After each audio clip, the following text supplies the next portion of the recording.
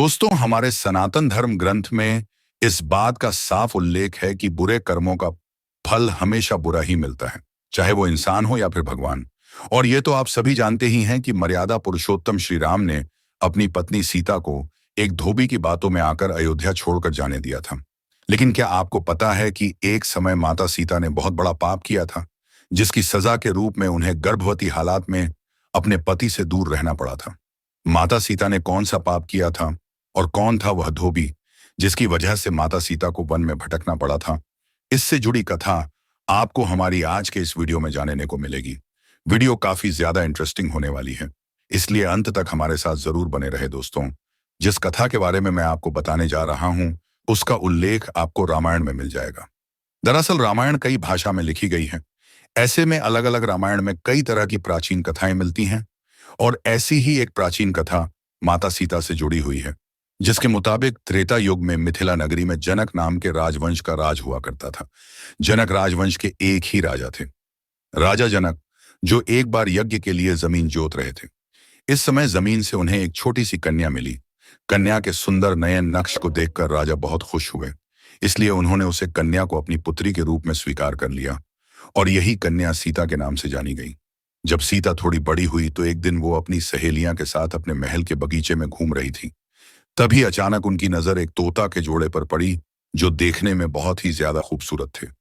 तोता का जोड़ा एक पेड़ पर बैठकर सीता जी के बारे में ही बातें कर रहा था। उनके मुख से अपने भविष्य की चर्चा सुनकर सीता जी को बड़ा आश्चर्य हुआ। कहते हैं कि उनमें से मादा तोता बोल रही थी कि पृथ्वी पर श्री राम नाम से विख्यात एक बड़े सुंदर राजा होंगे और उनकी महारानी का नाम जानकी होगा।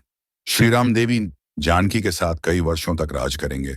धन्य है वो जानकी देवी और धन्य है वो प्रजा जिन्हें प्रभु श्री राम जैसे राजा मिलेंगे। एक साधारण तोता के मुख से अपनी भाभी पति का नाम सुनकर माता सीता अचंभित हो गई। उन्हें अपने बारे में और जानने के लिए इच्छा जागृत हुई, इसलिए माता सीता ने अपने महल के पहरेदारों को बोलकर दोनों पक्षियों को पकड़ लिया और फिर दोनों को पूछताछ करते हुए पूछा, तुम दोनों पक्षियों को भविष्य के बारे में इतना ज्ञान कहाँ से प्राप्त हुआ?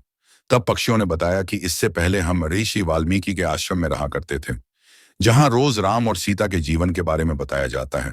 इसीलिए हमें उन दोनों के बारे में हर चीज कंठस्थ याद हो गई है। सीता जी ने जब यह सुना तो उन्होंने सोचा कि ये दोनों पक्षी तो बहुत दिव्य हैं, क्यों ना मैं बला फुसलाकर अपने जीवन से जुड़ी सारी बातें पूछ लूं।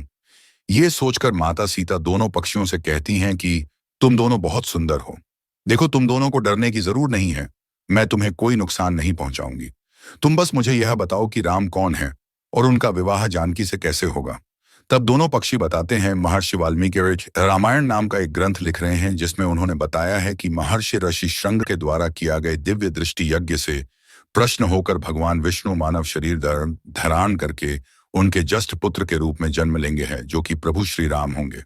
बड़े होने पर श्री राम महर्षि विश्वामित्र और अपने छोटे भाई लक्ष्मण के साथ हाथ में धनुष लिए मिथिला आएंगे और वहां शिवाजी के धनुष को तोड़कर जानकी से विवाह करेंगे।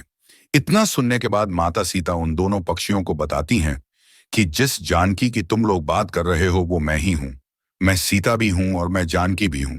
इसलिए तुम बताओ कि मेरे प्रभु श्री राम कैसे दिखते हैं। इस पर तोता माता सीता को बताता है कि श्री रामचंद्र का मुख कमल के समान सुंदर है। उनके नेत्र बड़े बड़े और काले हैं। उनकी नाक ऊंची सुंदर है। उनका गला शंकर के समाज है, और उनकी सुंदरता का क्या वर्णन करूं। उनके गुणों का बखान तो 100 मुख वाला भी नहीं कर सकता। दोनों पक्षी आगे एक साथ कहते हैं, माता जानकी आप भाग्यशाली हैं, जो आपको रघुनाथ जी की पत्नी बने का सौभाग्य मिला है। आपकी जोड़ी तीनों लोकन में सबसे अद्भुत होगी। इतना सुनकर देवी सीता पुनः उनसे सवाल पूछती हैं, और वह तोता का जोड़ा फिर से उनके सवालों का जवाब देता है। और इस तरह से देवी सीता जी सवाल पूछती जाती हैं और तोता का वो जोड़ा जवाब देता रहता है। लेकिन एक समय के बाद दोनों तोतों की बातें सुनकर सीता जी के मन में लालच आ गया, इसलिए वह दोनों पक्षियों से कहती हैं कि जब तक मेरा विवाह नहीं हो जाता तुम दोनों मेरे साथ राजमहल में रहोगे और तुम्हें वहां सारी सुख सुविधा मिलेगी। सीता जी की बात सुनकर तोता का जोड़ा घबरा गया। तोता माता सीता से कहता है कि हे जनक पत्री, हम आसमान के पंछी हैं, पिंजरे में कैद रहकर हम जीवित नहीं रह पाएंगे, इसलिए आप हमें आजाद कर दीजिए। तोता के बहुत ज्यादा विनती करने पर माता गीता ने नर तोता को छोड़ दिया, लेकिन उन्होंने मादा तोता को नहीं छोड़ा और कहा कि अब यह मेरे साथ रहेगी। इस पर नर तोता माता सीता से कहता है, मेरी पत्नी गर्भवती है, इसलिए ऐसे समय में उसको जाने दें। हम दोनों एक दूसरे का वियोग सहन नहीं कर सकते, इसलिए आप मेरी पत्नी को जाने दीजिए। लेकिन माता सीता ने नर तोता की एक भी ना सुनी। इस पर मादा तोता ने माता सीता से गिड़गिड़ाते हुए कहा, मैं गर्भवती हूं, आप मुझ में पर तरस खाएं। मुझे जाने दे, मैं अपने स्थान पर जाकर बच्चे पैदा करूंगी और आप चाहेंगे तो उसके बाद मैं फिर से यहां आ जाऊंगी। लेकिन देवी सीता अभी भी मादा तोता को छोड़ने को तैयार न थी। उस पर मादा तोता को गुस्सा आ जाता है और वह माता सीता को श्राप देते हुए कहती है कि जिस तरह तुमने गर्भावस्था में मेरे पति से मुझको अलग कर दिया है, वैसे ही गर्भावस्था के दौरान तुमको भी पति वियोग सहना पड़ेगा। इतना कहकर मादा तोता वहीं अपने प्राण त्याग देती है। मादा तोता के प्राण त्यागने के कुछ समय बाद नर तोता भी अपनी पत्नी के वियोग में प्राण त्याग देता है। लेकिन प्राण त्यागने से पहले वो माता सीता से कहता है कि तुमने जो कर्म किया है, तुम्हें उसकी सजा मिलकर रहेगी और तुम्हें सजा दिलाने के लिए मैं मनुष्यों से भरी श्री राम की नगरी अयोध्या में इंसान रूप में जन्म लूंगा और मेरे ही कारण तुम्हें पति के वियोग का दुख उठाना पड़ेगा। कहा जाता है कि तोता की बात सुनकर माता सीता को बहुत दुख हुआ, लेकिन तब तक बहुत डर चुकी थी और माता सीता जानकर भी कुछ नहीं कर सकती थी। बताया जाता है कि अगले जन्म में यह तोता वही धोबी था जिसने माता सीता के चरित्र पर उंगली उठाई थी, जिसके बाद प्रभु श्री राम ने देवी सीता को गर्भावस्था के दौरान त्याग दिया था। तब सीता वन में भटकती हुए महर्षि वाल्मीकि के आश्रम में पहुंचे और वहीं पर उन्होंने लवकुश को जन्म दिया। दोस्तों, देवी सीता के वियोग की एक अन्य कथा पुराण में भी मिलती है, जिसके मुताबिक एक बार नारद जी को अभिमान हो गया कि कामदेव भी उनकी तपस्या और ब्रह्मचर्य को भंग नहीं कर सकते।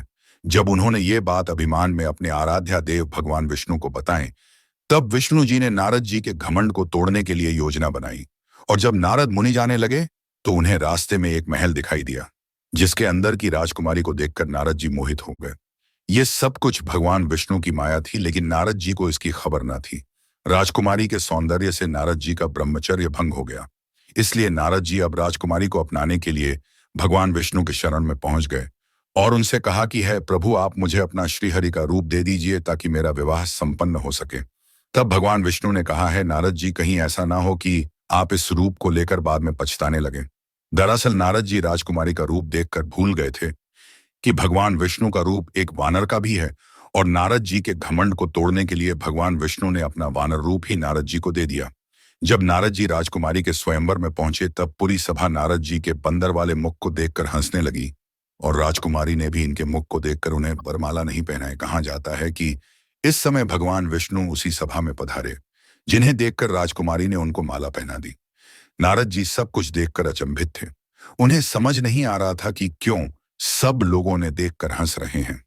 तभी नारद जी को महल के पत्र में पानी दिखाई दिया, जिसमें उन्होंने अपना मुख देखा। पानी में अपना वानर वाला मुख देखकर नाराज जी क्रोधित हो गए और क्रोध में उन्होंने भगवान विष्णु को शराप दे दिया कि जिस तरह आज मैं स्त्री के लिए तड़प हूं, आप भी पृथ्वी पर जन्म लेकर स्त्री वियोग का सामना करेंगे। नारद जी के मुख से ऐसे कठोर शब्दों को सुनकर भगवान विष्णु ने अपनी माया का प्रभाव समाप्त कर दिया। इसके बाद नारद जी को अपने गलती का एहसास हुआ और उन्होंने क्षमा मांगी। कहा जाता है कि नारद जी के श्राप की वजह से ही भगवान विष्णु को अपने राम अवतार में माता सीता के वियोग का सामना करना पड़ा। तो दोस्तों, अब आप हमें बताइए कि आपको क्या लगता है, किसके श्राप की वजह से माता सीता को प्रभु श्री राम से दूर रहना पड़ा था?